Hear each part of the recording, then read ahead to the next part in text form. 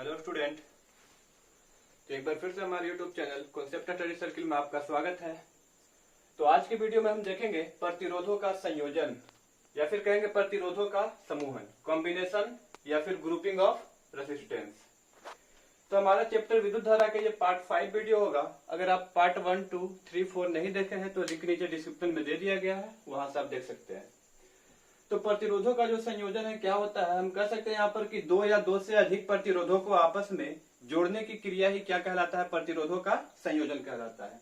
दो प्रतिरोध या फिर उससे अधिक प्रतिरोध को जब आपस में जोड़ेंगे तो यही क्रिया क्या कहलाएगा, प्रतिरोधों का संयोजन कहलाएगा। तो प्रतिरोधों का संयोजन हम दो तरीके से कर सकते हैं, एक होगा प्रतिरोधों का श्रेणी क्रम संयोजन और दूसरा होगा प्रतिरोधों का समांतर क्रम संयोजन, या फिर हम कह सकते हैं कि सीरीज कॉम्बिनेशन ऑफ रेसिस्टेंस या फिर पैरेलल कॉम्बिनेशन ऑफ रेसिस्टेंस। तो इसमें फर्स्ट में हम देखते हैं कि प्रतिरोधों का श्रेणी क्रम संयोजन, सीरीज ग्रुपिंग ऑफ रेसिस्टेंस। तो क्या होगा प्रतिरोधों का श्रेणी क्रम संयोजन, हम कह सकते हैं कि प्रतिरोधों का वैसा संयोजन जिसमें धारा का मान समान एवं विभवांतर क्या हो, भिन्न भिन्न हो। प्रतिरोधों का वैसा संयोजन जिसमें धारा का मान समान एवं विभवांतर भिन्न भिन्न हो, तो ऐसे संयोजन को क्या कहते हैं, प्रतिरोधों का श्रेणी क्रम संयोजन।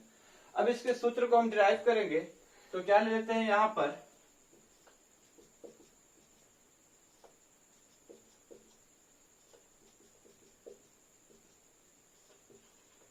तीन प्रतिरोध को ले लेंगे। एक प्रतिरोध होगा R1, एक होगा R2 और एक होगा R3। तीन प्रतिरोध को ले लिए हैं। इस पॉइंट को मान लेते हैं A, इस पॉइंट को मान लेते हैं B और इस पॉइंट को मान लेते हैं C और ये पॉइंट क्या हो जाएगा, D। मान लेते हैं कि यहां से अगर I धारा प्रवाहित हो रहा है, यहां से I धारा प्रवाहित हो रहा है, तो ये I धारा यहां भी होगा, यहां भी होगा, यहां भी होगा, यहां भी होगा, यानी पूरा परिपथ में कितना धारा प्रवाहित होगा, I धारा। अब ये जो पहला प्रतिरोध है, प्रथम प्रतिरोध, तो इस प्रथम प्रतिरोध के लिए विभवांतर क्या हो जाएगा, तो ये किसके बीच है, बिंदु A और B के बीच है, तो इसके लिए विभवांतर कितना हो जाएगा, VA माइनस VB। अगर सेकंड प्रतिरोध में देखें हम, दूसरा प्रतिरोध में, तो इसके लिए विभवांतर क्या हो जाएगा, VB माइनस VC। और ये जो तीसरा प्रतिरोध है R3, इसके लिए विभवांतर क्या हो जाएगा, VC माइनस VD। तो यहाँ पर धारा का मान समान हो रहा है और अलग अलग प्रतिरोध के लिए विभवांतर क्या हो रहा है, अलग अलग हो रहा है, यानी भिन्न भिन्न प्रतिरोध के लिए विभवांतर भिन्न भिन्न है, जबकि धारा का मान क्या है, समान है। तो बोला गया यहाँ पर कि प्रतिरोधों का वैसा संयोजन जिसमें धारा का मान क्या हो, समान हो और विभवांतर क्या हो, भिन्न भिन्न, तो ऐसे प्रतिरोधों के संयोजन को क्या कहेंगे, प्रतिरोधों का श्रेणी क्रम संयोजन कहेंगे। तो क्या लिखेंगे यहाँ पर कि माना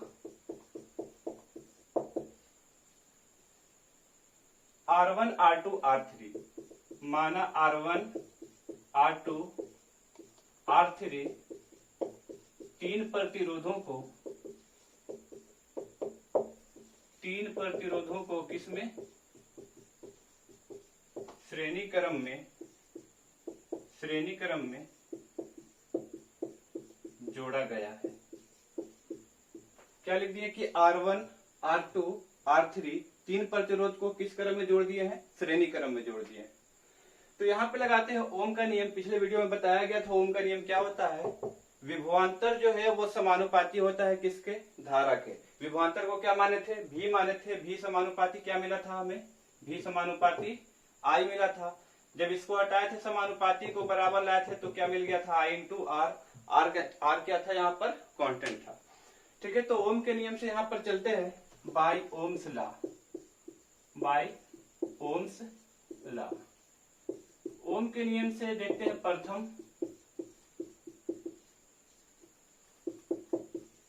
प्रतिरोध के लिए। तो प्रथम प्रतिरोध के लिए ओम के नियम से क्या मिल जाएगा, ओम का नियम क्या हो जाएगा, विभवांतर बराबर विद्युत धारा इंटू प्रतिरोध। ठीक है, तो प्रथम प्रतिरोध के लिए विभवांतर कितना आ रहा है, तो प्रथम प्रतिरोध R1 के लिए विभवांतर क्या मिल जाएगा हमें, VA माइनस VB। तो क्या लिखेंगे यहाँ पर, VA माइनस VB। तो V बराबर क्या होता है, I इंटू R।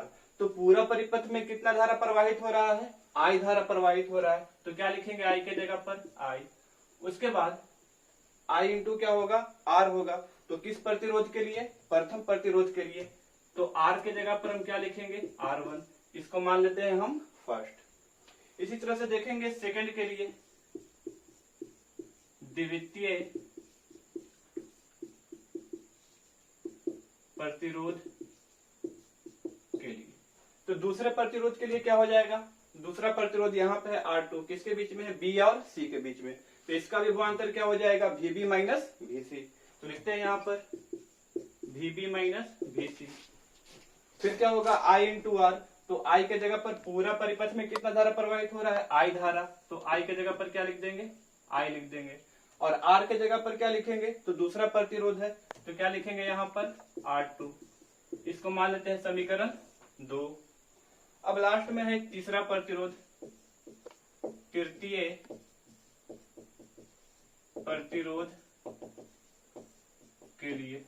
तीसरे प्रतिरोध के लिए तो तीसरा प्रतिरोध यहाँ पर है, इसके बीच का विभवांतर क्या हो जाएगा, VC माइनस VD। तो क्या लिखेंगे, VC माइनस VD बराबर I इंटू R। तो पूरा परिपथ में I धारा प्रवाहित हो रहा है, तो I के जगह पर I होगा, जबकि R के जगह पर कितना होगा, तो R के जगह पर R3। इसको हम मान लेते हैं समीकरण 3। हम तीनों समीकरण को आपस में जोड़ देते हैं, फर्स्ट को, सेकंड को और थर्ड को। तीनों समीकरण को आपस में जोड़ेंगे, फर्स्ट, सेकंड और थर्ड को। तो तीनों को आपस में जोड़ेंगे तो क्या मिलेगा, तो पहले LHS साइड को जोड़ लेते हैं, उसके बाद RHS साइड को जोड़ेंगे। तो फर्स्ट समीकरण का LHS क्या है, VA माइनस VB। लिखते हैं यहाँ पर VA माइनस VB प्लस, अब सेकंड में LHS में क्या आएगा, VB माइनस VC। लिखते हैं यहाँ पे VB माइनस VC प्लस, जो तीसरा समीकरण है इसमें LHS साइड में क्या है, VC minus VD, VC minus VD। अब क्या करेंगे, RHS को जोड़ेंगे, तो फर्स्ट में RHS IR1, सेकंड में IR2 और थर्ड में क्या है, IR3। लिख देते हैं IR1, IR2, IR3। अब यहाँ पे कैंसिल होगा, प्लस का VB माइनस का VB, माइनस का VC और प्लस का VC। तो क्या बच जाएगा, VA minus VD, VA minus VD। इधर क्या बच जाएगा, तीनों में I है तो I को हम कॉमन कर लेते हैं, यहां से I को कॉमन कर लिया, तो इसमें क्या बचा R1, इसमें क्या बचा R2, इसमें क्या बचा R3। अब ये जो VA माइनस VD है, यहाँ पर बिंदु A और यहाँ पर बिंदु D, तो ये पूरे परिपथ का क्या होगा, विभवांतर होगा। तो पूरे परिपथ का विभवांतर है, तो विभवांतर का फॉर्मूला क्या आएगा, ओम के नियम से। तो ओम के नियम से विभवांतर का फॉर्मूला हमें मिल जाएगा V बराबर I इंटू R। तो यहाँ पर पूरा विभवांतर हो रहा है, तो परिपथ में प्रवाहित धारा और क्या होगा, परिपथ का कुल प्रतिरोध। तो लिखते हैं यहाँ पर I into VA minus VD, विभवांतर है कुल विभवांतर,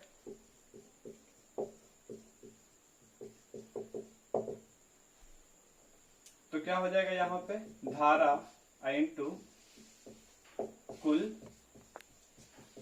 प्रतिरोध। धारा इंटू क्या होगा, कुल प्रतिरोध। तो धारा I और कुल प्रतिरोध को क्या लिखेंगे, R नेट। इधर क्या बच गया, I R1 plus R2 plus R3। अब ये I से I क्या होगा, कैंसिल होगा, तो क्या बच गया हमारे पास, R नेट। R नेट यानी तुल्य प्रतिरोध। तो तुल्य प्रतिरोध का फॉर्मूला क्या मिलेगा, R1 plus R2 plus R3।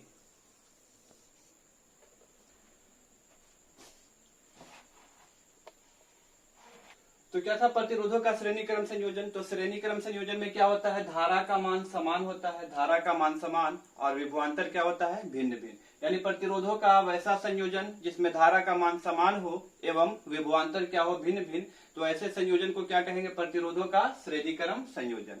ठीक है, इसके बाद क्या किए थे, तीन प्रतिरोध R1, R2, R3, तीन प्रतिरोध को श्रेणी क्रम में जोड़ दिए थे। R1, R2, R3 तीन प्रतिरोधों को किस क्रम में, श्रेणी क्रम में जोड़ दिए। ठीक है, तो R1 के बीच का विभवांतर क्या हो गया, VA माइनस VB। इसके बीच का, R1 के बीच का विभवांतर क्या मिला, VA माइनस VB। R2 के बीच विभवांतर क्या मिल जाएगा, VB माइनस VC। और R3 के बीच का विभवांतर क्या मिल जाएगा, VC माइनस VD मिल जाएगा। तो ओम के नियम लगाए, यहाँ पर ओम का नियम हम पढ़ चुके हैं। ओम का नियम क्या होता है, V बराबर I इंटू R, V बराबर I इंटू R पढ़ते। तो ओम के नियम से क्या किए, प्रथम प्रतिरोध के लिए, ये पहला प्रतिरोध है हमारा R1, तो क्या लिखे यहाँ पर VA माइनस VB विभवांतर I इंटू आर होगा, I के जगह पर I को छोड़ दिए, प्रतिरोध कितना है यहाँ पर R1 फर्स्ट मान लिया इसको। द्वितीय प्रतिरोध के लिए यानी सेकंड प्रतिरोध के लिए, तो सेकंड प्रतिरोध के लिए क्या है विभवांतर VB माइनस VC, धारा कितना प्रवाहित हो रहा है I धारा, तो I, R के जगह पर प्रतिरोध क्या होगा R2। इसी तरीके से तीसरे प्रतिरोध के लिए, तो तीसरे प्रतिरोध के लिए विभवांतर क्या हो जाएगा VC minus VD, I into R, तो I के जगह पर तो I होगा, R के जगह पर क्या आ जाएगा R3। इसके बाद क्या किया कि तीनों प्रतिरोध को आपस में जोड़ दिए, फर्स्ट सेकंड और थर्ड। पहले LHS पार्ट को, इसका LHS VA माइनस VB, इसका LHS VB माइनस VC, और इसका LHS क्या हो गया VC minus VD। Plus minus यहाँ पे कटा, प्लस माइनस यहाँ पे कटा, क्या बचा VA माइनस VD, तो लिख दिए यहाँ पर VA माइनस VD। उसके बाद I के जगह पर I, R1 R2 R3, ये कॉमन आ गया I, तो क्या बचा R1 R2 और R3। अब इसके बाद क्या होगा कि VA माइनस VD जो है, VA माइनस VD, ये पूरा परिपथ का क्या होगा विभवांतर होगा। तो क्या लिखे, कुल विभवांतर, तो धारा और कुल प्रतिरोध। तो क्या लिखे यहाँ पर VA माइनस VD पूरा विभवांतर होगा परिपथ का, तो धारा इंटू कुल प्रतिरोध, यहाँ पे I के जगह पर I और R1 R2 R3 जैसे था वैसे है। अब इसके बाद क्या किया, I से I कट गया, तो R नेट हमारा क्या मिल गया R1 plus R2 plus R3, यानी श्रेणी क्रम में प्रतिरोध का संयोजन जो होगा वो क्या होगा R1 R2 R3, यानी सीधे सीधे क्या करना है जोड़ देना है। प्रतिरोधों के श्रेणी क्रम संयोजन पे देखते हैं कुछ क्वेश्चन। यहाँ पर है कि 3 ओम प्रतिरोध वाले 3 चालक को, 3 ओम प्रतिरोध वाले 3 चालक को श्रेणी क्रम में जोड़ा गया है, तो प्रतिरोध तुल्य प्रतिरोध या फिर कुल प्रतिरोध क्या होगा। तो हमें क्या दिया हुआ है यहाँ पे,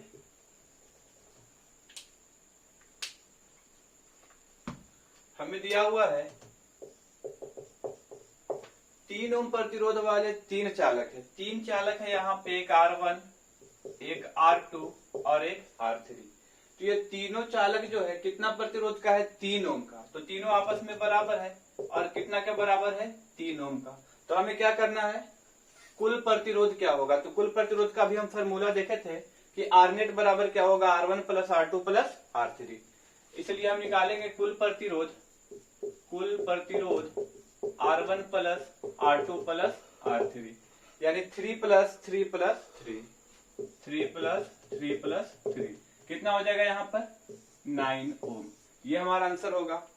एक और क्वेश्चन देखते हैं यहाँ पर, 2 ओम 3 ओम और 5 ओम प्रतिरोध वाले चालक को श्रेणी क्रम में जोड़ा गया है। पहले यहाँ तक देखते हैं कि 2 ओम 3 ओम, यानी हमें क्या दिया हुआ है R1 जो है वो 2 ओम, R2 जो है वो 3 ओम, और R3 जो है ये कितना दिया हुआ है 5 ओम। 2 ओम 3 ओम एवं 5 ओम प्रतिरोध वाले चालक को किसमें श्रेणी क्रम में 60 वोल्ट के बैटरी से जोड़ा गया है। कितना वोल्ट के बैटरी से, 60 वोल्ट के बैटरी से जोड़ा गया है। तो क्या पूछा जा रहा है कि तो 2 ओम प्रतिरोध वाले 2 ओम प्रतिरोध वाले चालक का विभवांतर क्या होगा, 2 ओम प्रतिरोध वाले चालक का विभवांतर क्या होगा। तो पहले तो हम क्या करेंगे कि कुल प्रतिरोध निकालेंगे, यानी R नेट निकालेंगे। R नेट में क्या लिखेंगे R1 plus R2 plus R3, तो R नेट हमें क्या मिल जाएगा, R1 कितना 2, R2 कितना 3, R3 कितना 5, यानी R नेट हमें जो है कितना मिल जाएगा 5 3 कितना हो जाएगा 8, 8 2 कितना 10 ओम। तो R नेट क्या मिल गया हमें 10 ओम। अब दिया हुआ कितना वोल्ट के बैटरी से, 60 वोल्ट के बैटरी से जोड़ दिया गया है, यानी कुछ इस तरह से देखेंगे यहाँ पर।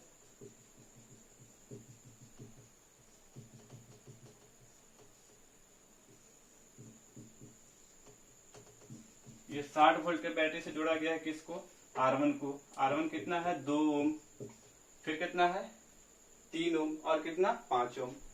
R3 कितना हो जाएगा 5 ओम। ये R1 हमारा 2 ओम, R2 कितना 3 ओम और R3 कितना 5 ओम। किस में जोड़ा गया है, श्रेणी क्रम में जोड़ा गया है, और इस परिपथ को क्या किया गया 60 वोल्ट के बैटरी से जोड़ दिया गया है। तो देखते हैं कि परिपथ में जो धारा प्रवाहित होगा ये कितना होगा। तो देखते हैं यहाँ पर परिपथ में प्रवाहित धारा। तो परिपथ में प्रवाहित धारा क्या हो जाएगा? तो धारा का फॉर्मूला क्या होगा? V बराबर I इंटू आर से I बराबर V बटे R। तो I बराबर क्या लिखेंगे? V बटे R। तो V का मान कितना? 60 वोल्ट का बैटरी है, V की जगह पर क्या रखेंगे? 60 को। R क्या होगा? कुल प्रतिरोध होगा। ये कितना आ रहा है? 10। ये कितना बार में कटेगा? 6 बार में। यानी परिपथ में जो धारा प्रवाहित होगा ये कितना होगा? 6 एम्पियर का होगा। अब हमें क्या चाहिए? अब बोला जा रहा है यहाँ पर कि 2 ओम प्रतिरोध वाले चालक का विभवांतर क्या होगा। तो लिखते हैं यहाँ पर, इसलिए 2 ओम प्रतिरोध वाले चालक का विभवांतर। तो विभवांतर V बराबर क्या होता है? I into R. विभवांतर क्या लिखेंगे? V बराबर I इंटू आर, ओम के नियम से। तो 2 ओम प्रतिरोध वाले चालक का विभवांतर V बराबर I के जगह पर कितना? 6। धारा कितना मिल रहा है हमें? 6 एम्पियर। और कितना ओम का पूछा जा रहा है? तो 2 ओम चालक, 2 ओम प्रतिरोध वाले चालक का विभवांतर क्या होगा? तो R के जगह पर कितना ले लेंगे? 2। 6 दूनी कितना हो जाएगा? 12 वोल्ट। यानी 2 ओम प्रतिरोध वाले चालक का विभवांतर क्या होगा? 12 वोल्ट। तो आज के वीडियो में बस इतना ही। मिलते हैं फिर नेक्स्ट वीडियो में प्रतिरोधों के समांतर क्रम संयोजन के साथ।